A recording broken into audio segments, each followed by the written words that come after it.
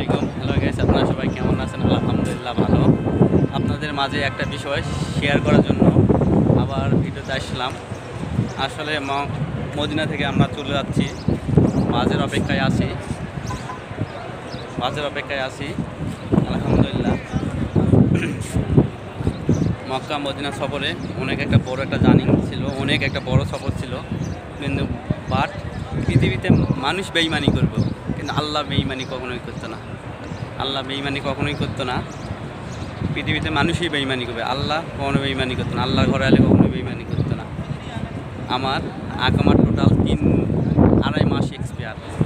আমার আকামা 2.5 মাস এক্সপায়ার। আমি অনেক রিস্ক নিয়ে আল্লাহর ঘরে জিয়ারত করতে আইছি, বিশ্বনবী উজাবাকে সালাম দিতে আইছি, মক্কা মদিনা সব কিছু ঘুরে ঘুরে দেখলাম আলহামদুলিল্লাহ। এখনও আলহামদুলিল্লাহ অনেক ভালো আছি। অনেক মানুষ ভয় দেখাইছে, গেলে এক্সপায়ার আকামা নিয়ে গেলে ধরবে, পুলিশ আটক করবে, এই করবে।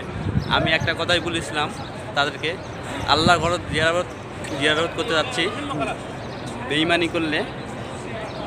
করলে মানুষ করবো, আল্লাহ কখনো বেইমানি করবো না। আল্লাহর উদ্দেশ্যে রওনা দিল আলহামদুলিল্লাহ। এখন ভালো আছি, এখন গাড়ির অপেক্ষা আছি। গাড়ি আলে আমরা গাড়িতে উঠে চলে যাব। আপনারা সবাই আমাদের জন্য দোয়া করবেন, এই কথা জানানোর জন্যই আপনাদের সাথে এই ভিডিও বানানো।